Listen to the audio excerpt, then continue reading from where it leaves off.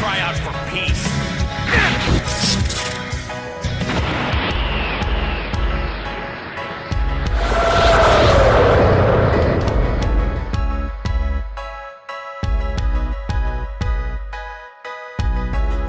Well, hello Dragon Ball Super fans, it's Sam Khan here. I am back, as you guys can see by the title of this video. So today we are going to be targeting our attention on the original Super Saiyan God. This is a certain video that I have been meaning to cover here on YouTube, where I never really found the opportunity to develop this discussion with you guys. But today is a great exception as we get to dive in to the original Super Saiyan God concept, something that we got introduced to about 4.5 years ago when Battle of Gods was released in Japan.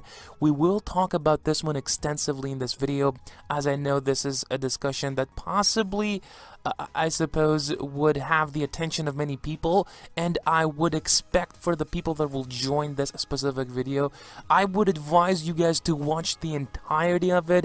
It will only make sense if you watch till the very end of the video, so I would suggest that you stay till the end. Without any further ado, let's get into this. Now, in order for this video to make sense and to kind of give you guys a bigger picture here, I have to take a brief history journey with you guys, so bear with me. Going back in time, 4.5 years ago, Battle of Gods hits the Japanese theaters, and basically this massive explosion happens where the Dragon Ball Z fandom kind of is reuniting to, I suppose, celebrate the release of this movie. And in that movie, not only did we discover that there is something called a destroyer god that supersedes everybody in that universe, and also every god has an angel. The angel is even above the deity.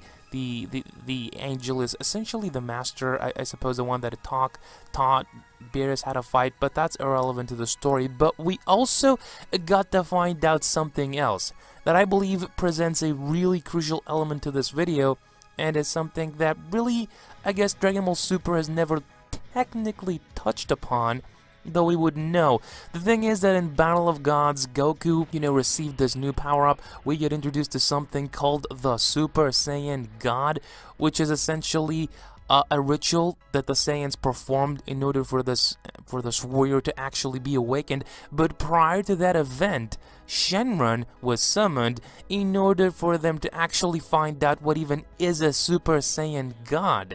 And Shenron went in this lengthy speech. Really would never seen the dragon talk this much. And he said that there's something called the original Super Saiyan God.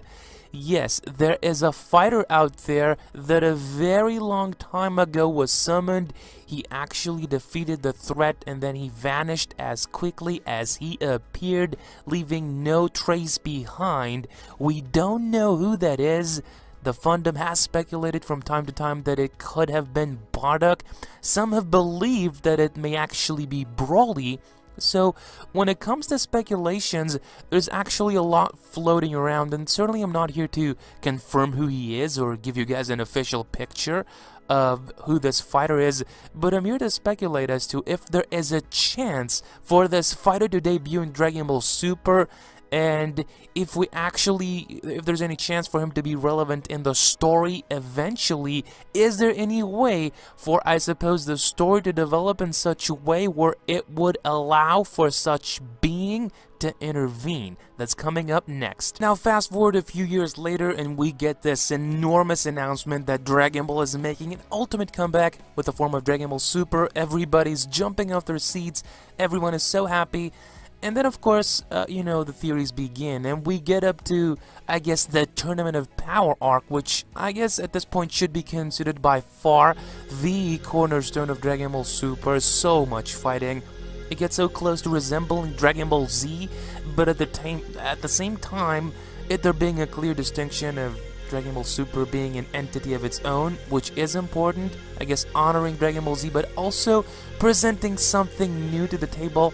And I believe Dragon Ball Super is making that happen beautifully with this arc, as it blends fighting along with actually introducing more awesome fighters, powerful opponents, and new form for Goku. So the thing is that before this arc, we really didn't know what the rest of the gods looked like. We only had seen Champa and the Universe 6, tournament arc.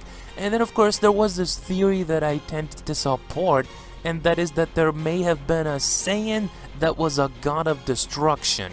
I would have loved if there was a Saiyan that was a destroyer god per se. That would have been extremely cool to get to discover, though we didn't really got that. But what we did get to see was, I guess, all the 12 gods that exists out there. But even though we have not seen a destroyer god that is a Saiyan, we know that there are 5 beings that they possess the most powerful in the entire multiverse. Now, if there is one thing that Dragon Ball is great and notorious for, and that is undeniably to be leaving question marks to the audience, and I believe that having us get to discover that there are 5 beings that are basically almighty. They are at the top of the leaderboard. We know that there are 5. The Grand Priest is one of them. We have no clue who are the rest 4.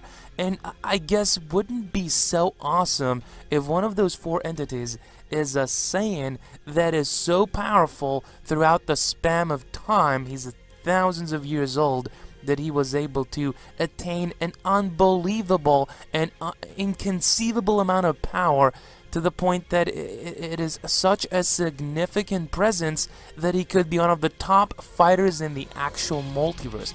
And wouldn't it make sense, you guys? Goku and Vegeta started early Dragon Ball Z, and you can hardly recognize him at the Cell Saga, let alone the ending of Z. We are not even counting Dragon Ball Super. Now, I don't really know if Super is eventually going to introduce of this original Super Saiyan God. It would certainly make a lot of sense. They've left an opportunity open, like a door open, for us to see something like this potentially actually unveil and the continuity of the story, and it would certainly make for an incredible arc, and I will get into how something like this could work in Super.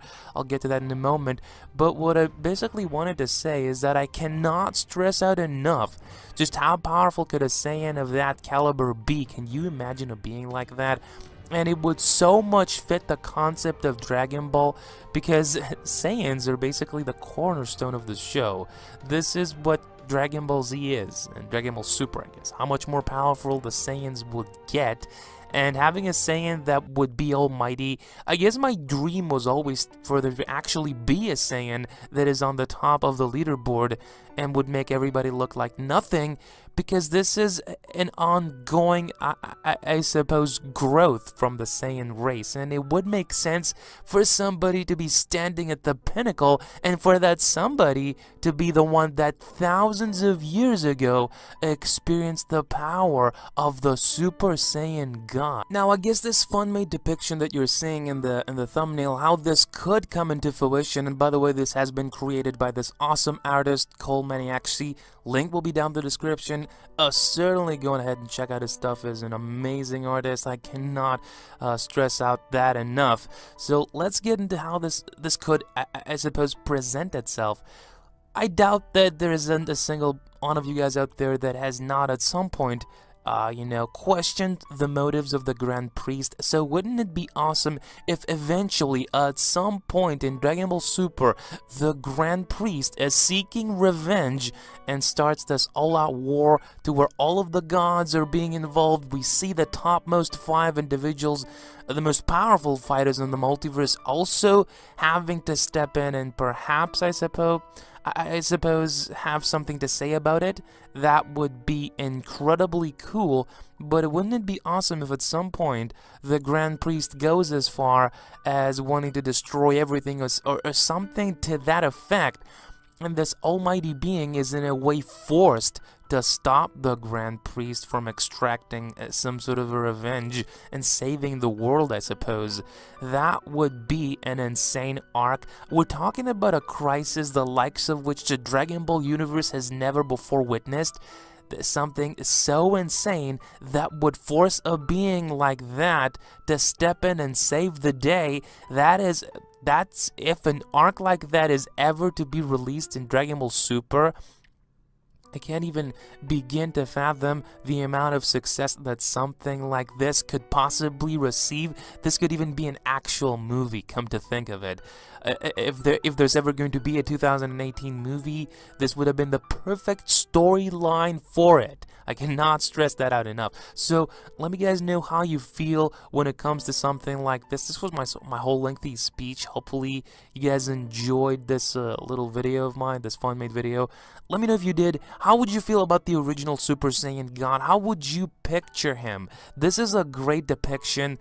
It shows that he's old. It shows that, you know, basically he's been around, he's done everything, and that he basically possesses a tremendous amount of power that has been perfectly established by this picture. So let me guys know how you feel about this, but I hope you guys enjoyed. If you did, please go ahead and hit this video up with a like, you guys. Share the video, share my channel, share my content, so that more fans of Dragon Ball Super can get to see the channel. And if you are a fan, as always, don't forget to subscribe for more awesome daily content. But I hope you guys enjoyed. Well, I'm Sam Khan signing off here. Ciao, adios, goodbye.